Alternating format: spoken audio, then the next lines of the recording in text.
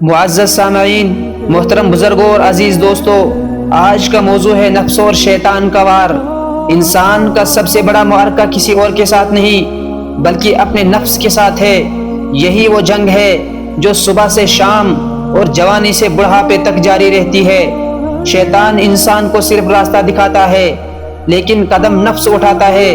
جب نفس کسی خواہش کو پسند کر لیتا ہے تو شیطان اسے خوبصورت بنا کر پیش کرتا ہے۔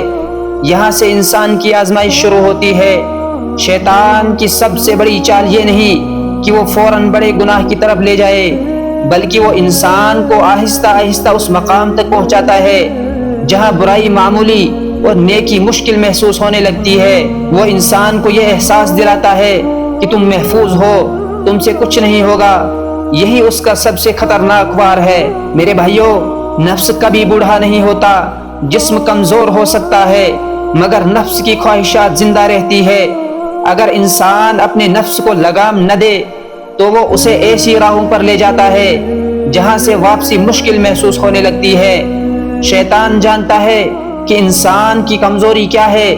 کسی کو غرور سے آزماتا ہے، کسی کو شہرت سے، کسی کو مال سے، کسی کو غصے سے اور کسی کو خواہشات سے۔ ہر شخص کا دروازہ الگ ہوتا ہے اور شیطان اسی دروازے سے داخل ہونے کی کوشش کرتا ہے۔ میرے محترم بھائیوں، اللہ تعالیٰ نے شیطان کے بارے میں فرمایا، ان الشیطان لکم عدو فاتخذوہ عدوا، بے شک شیطان تمہارا دشمن ہے، لہٰذا اسے اپنا دشمن ہی سمجھو۔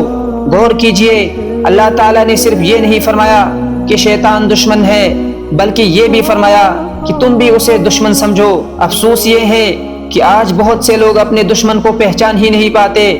شیطان کی ایک بڑی چال یہ ہے کہ وہ انسان کو دھیرے دھیرے گمراہی کی طرف لے جاتا ہے۔ پہلے وسوسہ ڈالتا ہے، پھر اس وسوسے کو خیال بناتا ہے، خیال کو ارادہ بناتا ہے، اور اگر انسان اللہ کی پناہ نہ مانگے تو وہ ارادہ عمل میں بدل جاتا ہے۔ نبی کریم صلی اللہ علیہ وسلم نے فرمایا، شیطان انسان کے جسم میں خون کی طرح دوڑتا ہے۔ اس حدیث کا مطلب یہ ہے کہ شیطان ہر وقت انسان کو غفلت میں ڈالنے کی کوشش کرتا ہے۔ وہ ہر انسان کی کمزوری کو جانتا ہے اور اسی راستے سے حملہ کرتا ہے۔ ایک اور جگہ اللہ تعالیٰ نے شیطان کا یہ قول نقل فرمایا، لَأُزَيِّنَنَّ لَهُمْ فِي الْأَرْضِ وَلَأُغْوِيَنَّهُمْ أَجْمَعِينَ، میں ان کے لیے زمین میں برے اعمال کو مزین کر دوں گا اور ان سب کو بہکانے کی کوشش کروں گا۔ یعنی شیطان برائی کو برائی کی صورت میں نہیں دکھاتا بلکہ اسے خوبصورت بنا کر پیش کرتا ہے۔ یہی اس کا سب سے خطرناک وار ہے۔ اس لیے عقل مند وہی ہے جو ہر خواہش کے پیچھے نہیں چلتا بلکہ پہلے یہ دیکھتا ہے کہ یہ قدم اسے اللہ کے قریب لے جا رہا ہے یا دور۔ میرے دوستو، نفس اور شیطان سے بچنے کی جنگ ایک دن یا ایک مہینے کی نہیں بلکہ پوری زندگی کی جنگ ہے۔ جب تک انسان زندہ ہے یہ دشمن اس کا پیچھا نہیں چھوڑے گا۔ اس لیے مومن کبھی بھی اپنی نیکی پر غرور نہیں کرتا اور نہیں یہ سمجھتا ہے کہ اب میں محفوظ ہو گیا ہوں۔ اللہ تعالیٰ نے قرآن پاک میں فرمایا، وَالَّذِينَ جَاهَدُوا فِينَا لَنَهْدِيَنَّهُمْ سُبُلَنَا، اور جو لوگ ہماری راہ میں کوشش کرتے ہیں ہم ضرور انہیں اپنے راستے دکھاتے ہیں۔ اس آیت سے معلوم ہوا کہ جو شخص اپنے نفس کے خلاف مجاہدہ کرتا ہے اللہ تعالیٰ اس کی مدد فرماتے ہیں۔ میرے عزیزو، ذرا سوچیں، شیطان نے ہزاروں سال عبادت کی لیکن ایک تکبر نے اسے اللہ کی رحمت سے محروم کر دیا۔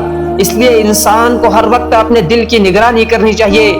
کبھی یہ نہ سمجھے کہ میں گمراہ نہیں ہو سکتا، کیونکہ شیطان کی چالیں بہت باریک ہوتی ہے۔ حضرت یوسف علیہ السلام نے بھی فرمایا، وَمَا أُبَرِّئُ نَفْسِي إِنَّ النَّفْسَ لَأَمَّارَةٌ بِالسُّوءِ إِلَّا مَا رَحِمَ رَبِّي، میں اپنی نفس کو پاک نہیں کہتا، بے شک نفس برائی کی طرف مائل کرتا ہے مگر جس پر میرا رب رحم فرمائے۔ یہ الفاظ ہمیں عاجزی سکھاتے ہیں کہ انسان کو ہمیشہ اپنے نفس سے ہوشیار رہنا چاہیے۔ میرے بھائیوں، دنیا کی ہر جنگ جیت کر بھی اگر انسان اپنے نفس سے ہار گیا تو وہ حقیقی کامیاب نہیں، لیکن اگر اس نے اپنے نفس کو اللہ کی اطاعت کے تابع کر لیا تو یہی سب سے بڑی کامیابی ہے۔ آج کے بیان کا خلاصہ یہی ہے کہ انسان کے دو بڑے دشمن نفس اور شیطان ہیں۔